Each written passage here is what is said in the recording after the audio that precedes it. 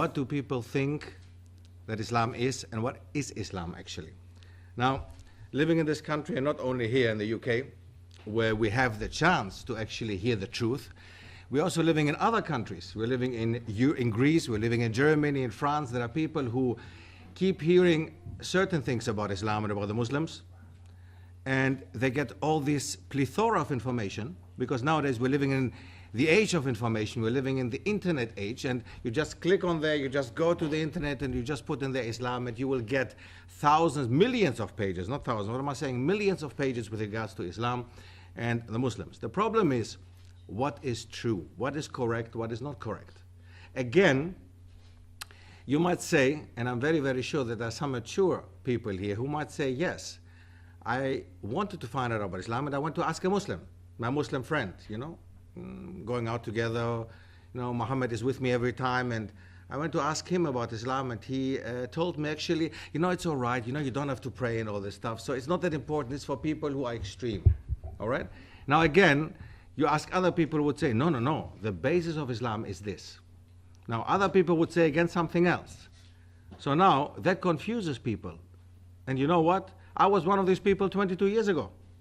22 years ago and longer, I tried to figure out, what is this Islam thing all about? I'm Greek, as I was introduced, born in Athens, but I grew up in Germany. I was raised in Germany, and I went to university in Germany. And I had the chance as a Greek, with a very Greek background, because I visited the first 4 primary school years. I went to a Greek school in Germany, but it was a Greek primary school. And we were taught exactly the same things that the Greek children are taught in Greece, with exactly the same school books, with exactly the same teachers and exactly the same thinking and mentality. Disaster. And living in Germany among Turks. Imagine now. So this, alhamdulillah, doesn't exist anymore. We don't have this system anymore. We still have around 350,000 Greeks in Germany who have their own kind of infrastructure, their own schools, but not as it used to be that time when we all thought, like my parents did, we sent him to go to a Greek school, and then after this one, we go back so he can go on with his high school in Greece. And then after this, he goes to Greek university, become a good Greek, right? And then he's becoming a good academic or whatever else he's going to become. But first of all, he's going to become a good Greek. Now, I danced out of this idea. I have not become a good Greek. I've become a Muslim. And this is a problem. That's where the problem lies already and starts. For my parents, like for many other people, being a Muslim had to do with being a Turk. There is even a verb in Greek. We don't have a verb for converting. The verb of becoming a Muslim is becoming a Turk. Okay, there is no verb of converting to Islam. So that shows you already, gives you an idea of the mentality of the people. Now, in this part of the world, if you talk about Islam and the Muslims, then everybody would think of Pakistan, right? Here, it's a Pakistani. It's a Pakistani thing. You go to France, there is an Algerian thing. You go to the States, it's a black thing.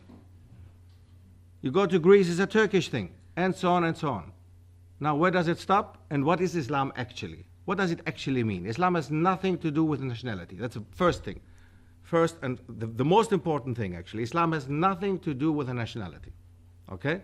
And I would like to start with the words of a certain Swiss journalist and author, Roger Dupasquier. He said the following: the West, whether Christian or de-Christianized, has never really known Islam. Ever since they watched it appear on the world stage, Christians never ceased to insult and slander it in order to find justification for waging war on it. It has been subjected to grotesque distortions, the traces of which still endure in the European mind.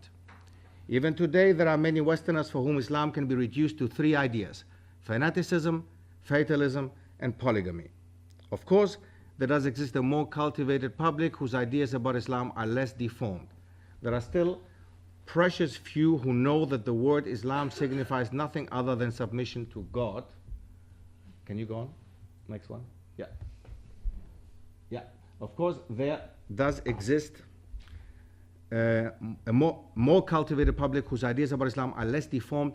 There are still precious few who know that the word Islam signifies nothing other than submission to God. One symptom of this ignorance is the fact that in the imagination of most Europeans, Allah refers to the divinity of the Muslims, not the God of the Christians and Jews. They are all surprised to hear when one takes the trouble to explain things to them that Allah means God, and that even Arab Christians know Him by no other name but Allah. So now, I think the first thing already, or many things already boom in there. First of all, Allah is nobody else but the same God that we all believe in. All three major religions, or the people of the book, as we call them in Islam, the Ahl al-Kitab, the people of the book, the same book, they all have one book. The Christians have one, the Jews have one, and the Muslims have one. So they all believe in the same God. What is different is that the Muslims call Him according to His Arabic name. Why? Allah. Why Allah? Can you show the other? Yeah, okay. Why Allah? Simply because I would refer to Allah, I will not call Him God. Simply because there is a plural for God, goddess. There is a feminine part for God. There is a female, male, whatever. You can change God. It can become goddess, can become goddesses. It can change. Allah does not change because there is no gender for Allah. There is no gender for God. I think we'll all agree, right? It's not a He necessarily. We use the He simply because of the language structure. Okay? We refer to He, but that does not mean that He's male. Okay? That's the same. It does not mean that He's female. So, in Arabic, you clearly throw all this overboard and you just use the word Allah because there's just one Allah. You cannot change this into plural, singular, female, male. And that's why we refer to Allah as Allah. We mean God. Okay? And that's His name. Again, this name does not mean that Allah is somebody else than the same God that the Christians actually worship and the Jews. Nobody different. No different. The same creator. The same creator, yeah.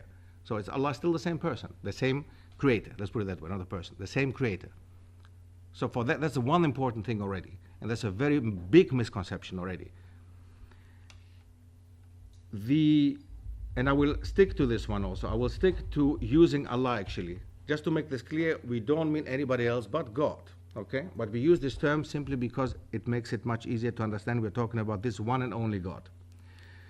Now, if we go on to misconception number 1 actually, number 10. We're starting from 10 down, right? We're counting down. Misconception number 10. All Muslims are Arabs. I think that is very, very easy. How many Arabs do we have here? 1, 2, 3, 4. How many Muslims do we have here? Shall I count? Okay, all right. We have around 30, 40 Muslims, yeah? And we have 3, 4 Arabs. I think it's already done, right? I'm not an Arab.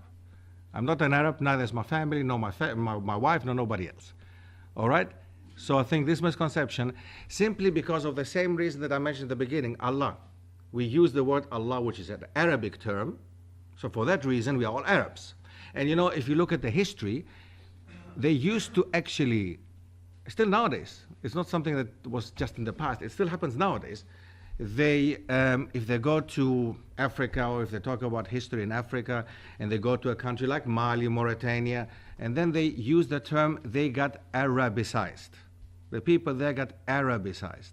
What do they want to say about that? They want to say actually these people became Muslims, and they started using Arabic terms. Not necessarily the Arabic language, because I also use Arabic terms, and I'm not an Arab. I don't speak Arabic, and I don't speak Arabic with my children, because my language is not Arabic. But Arabic is a common language for all the Muslims for the sake of unity. We all pray in Arabic for the sake of unity, not because the Arabic language is better than the Greek language, not because the Arabic language is superior to the English language, simply because as we use the term Allah, for the same reason, we pray in Arabic so that we all understand what we're saying and all say the same things. Okay? Now, what you do in your private worship, because there are 5 prayers, as we all know, I'm very sure about this one, there are 5 prayers on the daily basis that we all should actually do, and all 5 prayers are in congregation are done in Arabic. What you do out of it, your own prayers, you can do that in other languages. You can pray to God in other languages, of course. You can ask Him anything you want to in your language. Okay? But there is a certain specific part of the prayer which has to be in Arabic.